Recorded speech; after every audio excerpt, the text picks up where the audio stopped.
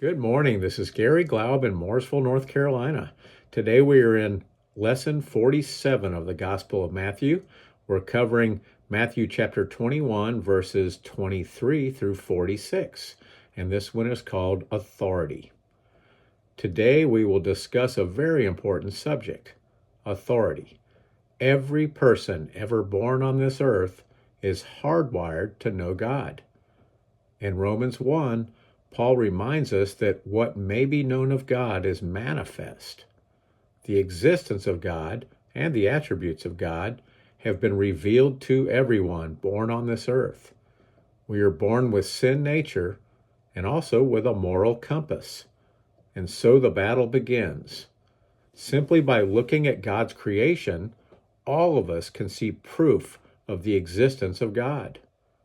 But many suppress that truth in unrighteousness. For each of us, there is an earthly battle between God's authority and man's free will. It is easy to understand why a loving God would grant each of us free will. As God desires to share his love with us, he also wants us to love him in return. But that is not forced upon us as a requirement. Instead, it is something that we only can do willingly. God does not want robots. Love that is demanded or required is not really love. Imagine a dictator who demands love from his subjects. And if love is not displayed, that dictator will put people to death. Those subjects might appear to love him when observing their actions, but that love is out of fear and is nothing more than a facade.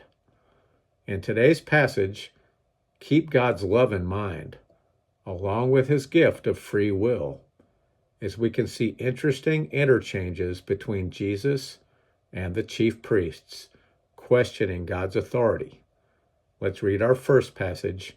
Matthew 21, verses 23 through 27 says this. Now when he came into the temple, the chief priests and the elders of the people confronted him as he was teaching and said, "By what authority are you doing these things? And who gave you this authority?" But Jesus answered and said to them, "I also will ask you one thing, which if you tell me, I likewise will tell you by what authority I do these things. The baptism of John, where was it from? From heaven or from men?" And they reasoned among themselves, saying, "If we say from heaven, he will say to us, 'Why then did you not believe him?' But if we say from men, we fear the multitude, for all count John as a prophet." So they answered Jesus and said, "We do not know." And he said to them, "Neither will I tell you by what authority I do these things." The chief priests confront Jesus, this time inside the temple. They ask Jesus by what authority he is doing these things. Likely they are referring to the many miracles that Jesus had performed in his 3-year ministry. Jesus healed many more people than we likely would guess. Jesus cast out demons from many as well. Jesus fed the multitudes, physically and spiritually. And Jesus also had resurrected 2 people from the dead. What the chief priests actually were asking was whether the power of Jesus came from God or came from Satan. Governmental authorities could not authorize miracles, and no priest, Pharisee, Sadducee, or scribe could perform a miracle. Multiple times, Jesus already had addressed the same accusation to the Pharisees, and the chief priests had the same question. Obviously, the power to do what Jesus was doing could not come from Satan. Why would Satan cast a demon out of a person? Wouldn't that be an example of Satan fighting against Satan? We also should note that Satan does not have the power over death, no resurrection power. It is quite ironic that the religious leaders of Israel were unable to differentiate between God's power and Satan's power. even though they were under Satan's power. In response to the question, knowing that the chief priests were trying to entrap him, Jesus refuses to answer their question, but instead asks one of his own. Did the baptism of John come from God or from man? This question backed the chief priests into a corner. If the chief priests identified God as the authority for John, then he must also be the authority of the ministry of Jesus. After all, John told the people that he came to prepare the way for the Messiah. If the chief priests said that the authority for John came from man, then they would alienate the multitude of people who saw John as a prophet.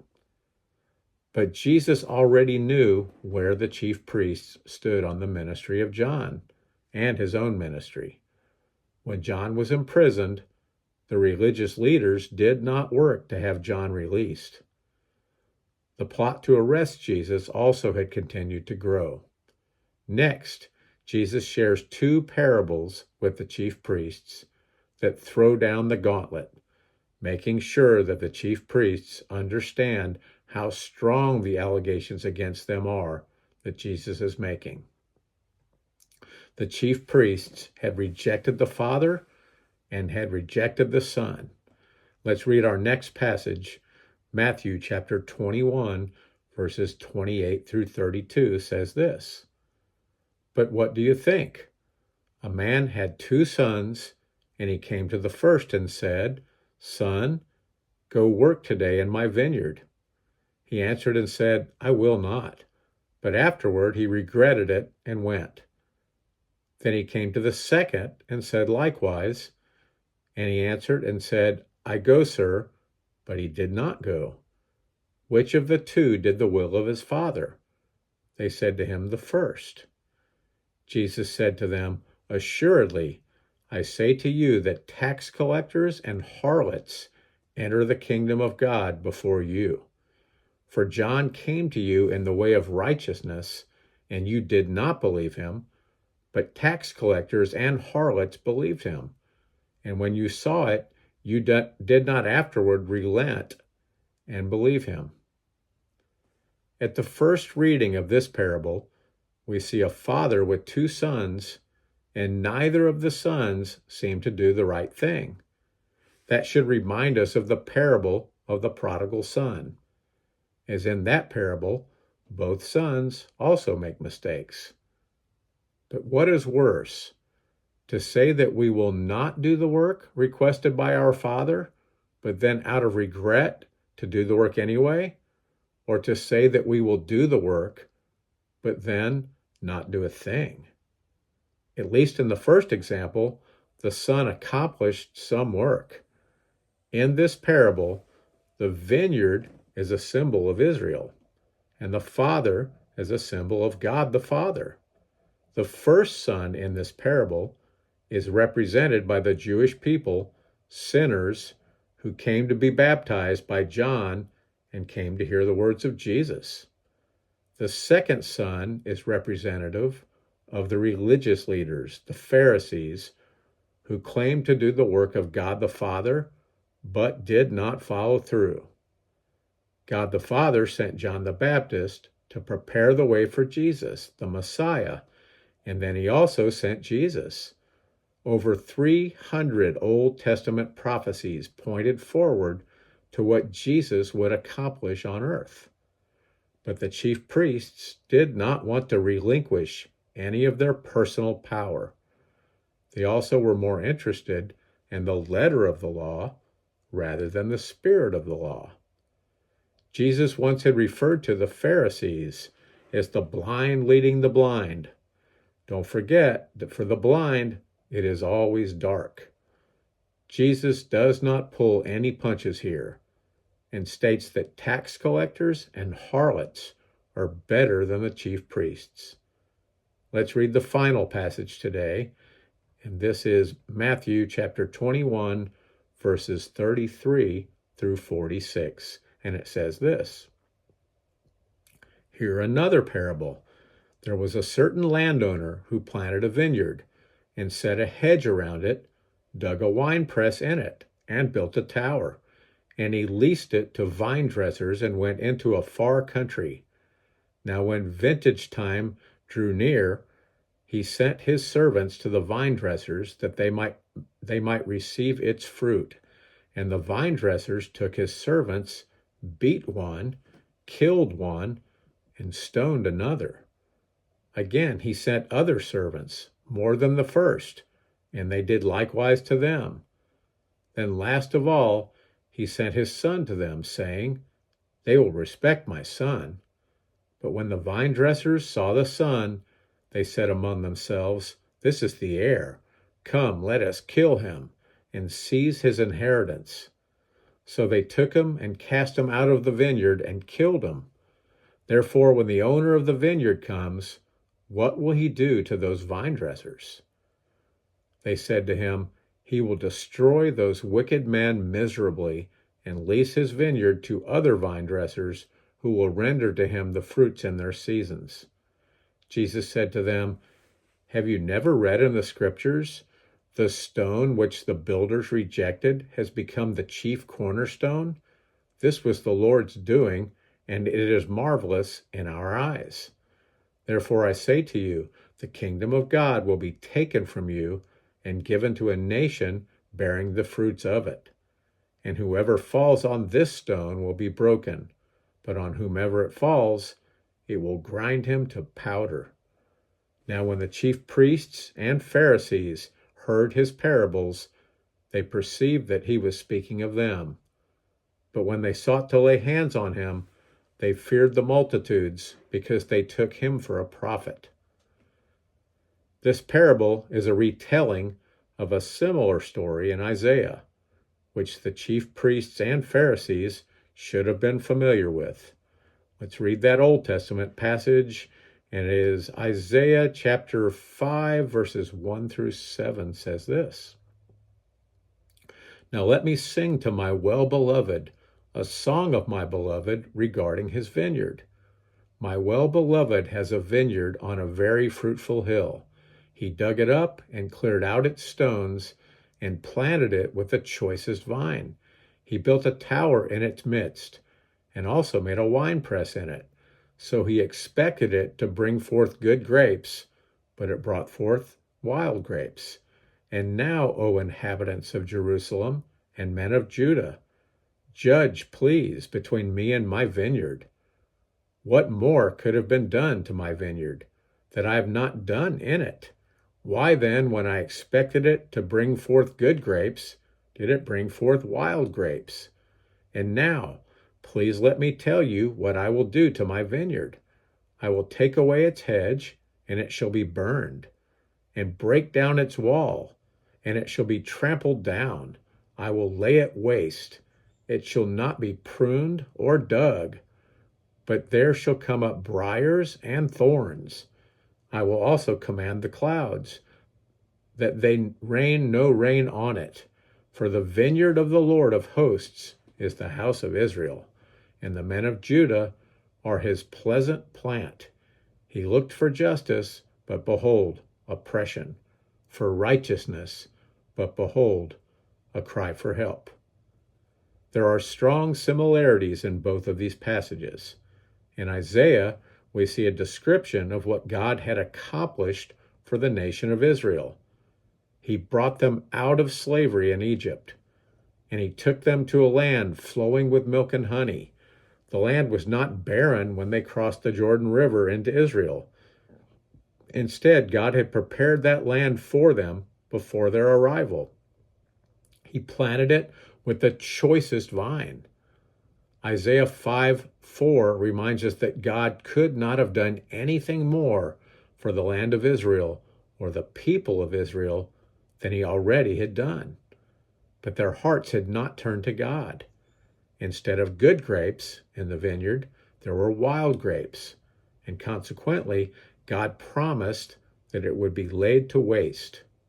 After the destruction of the temple in 70 AD, in the diaspora, the Jews were spread to the four corners of the earth. When they came back to the land in 1948, it was closer to a wasteland. Through irrigation and much work, the Jews have completely transformed the topography of Israel since reoccupying the land. The passage in Matthew takes that story from Isaiah and makes it even more real. God the Father had done everything for his chosen people, and he took this to another level when he sent his only Son to live as a man on this earth and ultimately to be their Messiah. In this passage from Matthew, less than a week before the crucifixion of Jesus, Jesus shares this parable, demonstrating what the vine dressers did to the son of the landowner. The vine dressers killed the son of the landowner, though the landowner thought that out of respect for the landowner, they would have treated the son with honor. The chief priests and Pharisees perceived that Jesus was speaking about them, and it likely meant that there was already a plot to kill Jesus. Jesus then quotes a messianic psalm, specifically Psalm 118, verses 22 through 23. This psalm says that the stone rejected by the builders would become the chief cornerstone, pointing to Jesus. That stone is capable of accomplishing two opposite actions. If someone falls on this stone, they will be broken. Jesus is the foundation of the Christian faith, and we come to him in brokenness. And once broken, we stand on him and stand on his promises. For those who do not come to Jesus in brokenness, that stone will fall upon them and crush them. There are people in every generation that fall into both of these categories. But we also can see that at his first coming, Jesus came as the cornerstone. Jesus came to save the world. But at his second coming, Jesus will come in judgment, and people will be ground into powder. Of course, the chief priests and Pharisees were offended by these statements and sought to capture Jesus. There are many people claiming to be Christians today who are no better than the Pharisees. There is only one gospel, at least one true gospel. It does not require a modifier, like the liberal gospel, the social gospel, or the prosperity gospel. There are many people sitting in churches who feel like church attendance is all that is required to get to heaven. But once again, Jesus changes people. He is transformative. He comes to us just as we are and changes us to become more like him. We should emulate his love, his behavior, his adherence to the law, his forgiveness. This reminds me of two different types of people who go to the beach. Some of those people stick one toe at a time into the water, trying to adjust to the temperature. Others just jump in and start swimming. In the same manner, there are some people who sit in a church pew for years and years without changing much or at all. While the Bible consists of many stories, unless those stories are applied to our lives, we've not been transformed. Jesus wants to see that transformation in our lives. Even though we still have free will, he wants us to obey his commandments and follow him because we want to, not because he is forcing us to. That demonstrates our love for him. This is to relinquish the control of our lives and change the authority in our lives to God. No longer doing what is right in our own eyes. Jesus wants us to do what is right in his eyes. Who needs a life-changing experience? This is Gary Glaub in Mooresville, North Carolina. Have a blessed day.